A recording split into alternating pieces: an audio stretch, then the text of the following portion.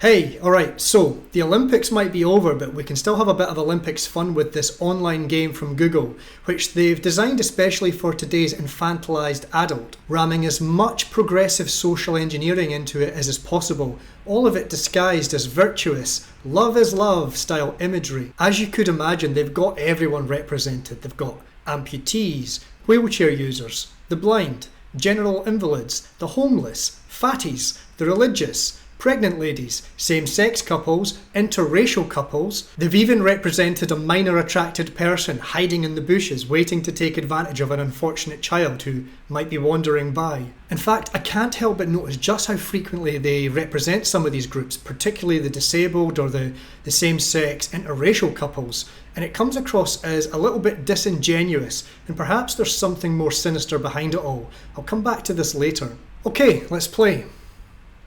So what you've got to do is you have to find all of these icons down the side. There's a few to start us off. There's the boat. And there is the chariot racing. I can't wait to find the morbidly obese Jesus-mocking lesbian DJ. And there we have Oscar Pistorius lurking the streets now that he's out on parole. The game gives us a clean and safe impression of Paris, a nice cafe setting. Not like the recent images I've seen from Paris. And certainly not like the news reports of robberies, attacks, gang assaults. But of course, some media try to cover that up. Did you see the Aussie BMX competitor who was robbed in Paris? No, that was fake news. We fact-checked that. He was actually robbed in Brussels, so nothing to worry about. Paris is totally safe. Well, what about that poor Aussie girl who was repeatedly? Best not to mention that or I'll be called racist. I've managed to find one of the many socialist lesbian amputees, and just down from her, you've got the hipster soy boy giving it the Black Lives Matter fist. I did find it a wee bit racist that they had the black man stealing money from the busker. They had another black guy earlier I saw dealing drugs up an alleyway. This man paying for a bumming. Now is that the authentic Paris experience? Now this is more like the Paris I've come to hear about. It just needs a little bit of an adjustment though. There we go, I think that's pretty accurate. You know, when I was a kid watching the Olympics and international football during the 80s and 90s, I never once associated France with Islamic prayer. So they've represented some religions, Islam as I've shown, they've even got an Islamic female amputee. There's a couple of people with turbans on, and then you've got this lady worshipping the god Zeus. Arguably, there's one representation of Christianity here, and that's the Notre Dame Cathedral, without its spire, which of course burnt down. But that was just an accident. A fiery but peaceful spire collapse. So it being here, represented spireless, is more of a middle finger to Christianity. Lots of accidents happening to churches in France. It's very strange. So many church fires. Fact check, Tom. Fact check. That was fact checked and debunked. And of course, when you read the fact check, the truth is that the map isn't all fires. It shows fires and all other crimes committed against churches over a 4-year period. But to most people, they see the big headline, fact check, this is false, and then they can smugly claim that there are no coordinated attacks on churches in France. A lonely man taking a photo of his sad little croissant for Instagram. It's a sign of the times we live in, Tom. It's part of the zeitgeist.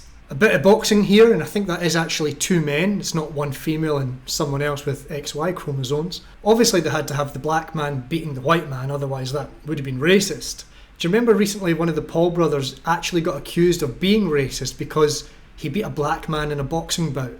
Was it racist to knock a black man out? That is the question of the week. Stop asking me that. I said no. It's not racist. It's a shitty question. It's a sport. Why is it a shitty question? Why is it a shitty question? Because how does this have anything to do with race? It doesn't. It's a fine question. We got to wake you up. The break dancers, but I've done enough commentary on Reagan, I think. The DEI queen who DEI'd her way to a PhD in a place at the Olympics. But hey, no joke. The skateboarder looks like Reagan's husband. Now here are some of the stranger observations I've made.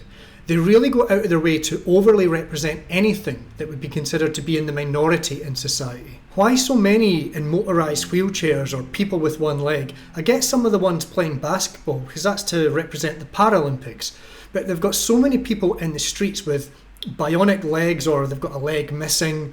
I could only find one with a bionic arm, so I'm guessing they must be more difficult to draw. What exactly is this all about? Is this, I don't know, war casualties that are allowed to get discount tickets for the games maybe? Wouldn't someone who's disabled find this extremely condescending? An incredible overrepresentation just so progressives can feel warm and fuzzy inside. It's this strange mindset of progressives that they have to overstate how non-judgmental they are of any minority group.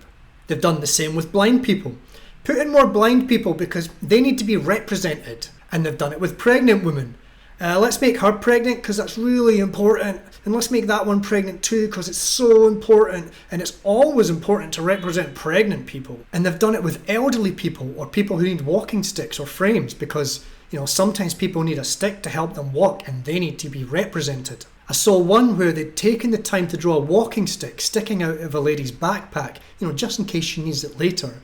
And then there's one where the old chap is staring lustfully at a rooster about to defile the national animal of France. Maybe this is the introduction of bestiality acceptance. Yes, interracial couples exist, same-sex couples exist, but as much as they're represented here, I don't think so. Rashid here bagged himself a white girlfriend who looks pretty pissed off with him about something. Of course, they keep telling us that the Great Replacement is a far-right conspiracy theory and it's been debunked.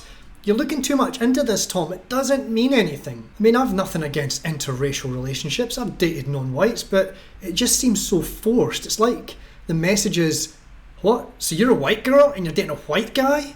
That's weird. They're telling you it's fashionable to date outside of your race and it's fashionable to date the same gender. You'll only find one or two straight white couples in this.